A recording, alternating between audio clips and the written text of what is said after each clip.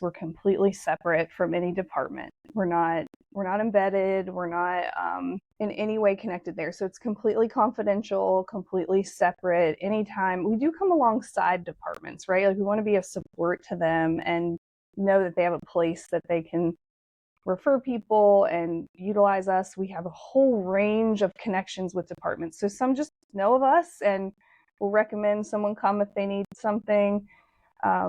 Some departments have us established in a way that's more policy driven, right, after critical incidents or certain types of calls where people are even mandated to come for that session, but it's really for their benefit. Still is confidential. We're not assessing. We don't do fit for duties. We're not doing any type of evaluation in that manner. It's just to process the trauma for that first responder.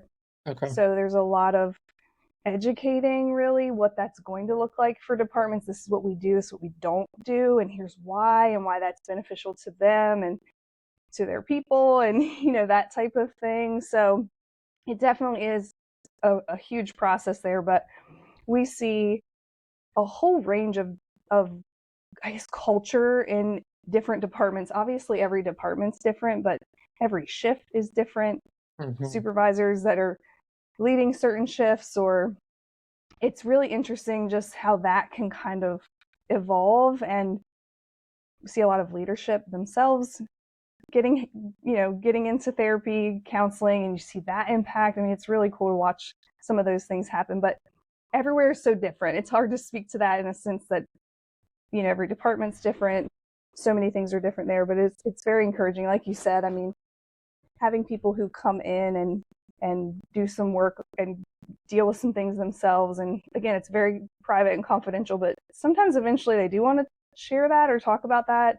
Yep. Oh yeah. Maybe at work, or people that other people don't expect are getting or in counseling. I mean, I think people have an idea of who goes to counseling, even in the first responder world, right? It's like, well, only somebody who, whatever. But and we've had that where people have come in and been like, well, this person said that they were coming and they were shocked that that person would ever step foot into therapy, right? And was sharing what they had dealt with. And so then it kind of opened up that door for them to do that when there was an incident that came up for them. And so some of that is just rolls down, right, in a good way.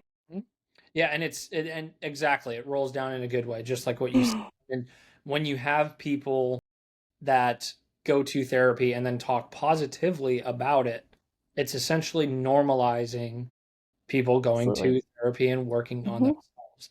And I think that the days of seeing like, oh, you go to therapy, you're ex-nade, we don't trust you, etc., are I think those days are going away, which I'm super excited to hear about, when it's like a lot of these departments and people, they say, oh, we want to deliver the best product out there for our community. It's a representation of the police department, the sheriff's office, et cetera, et cetera. It's like, okay, you can train them in driving, domestic violence, response to critical incidents, physical fitness, but if they're not if their head's not in the game, and you're not constantly having them check in on themselves, whether it's annual or biannual check-ins with a therapist, are you really delivering the best product?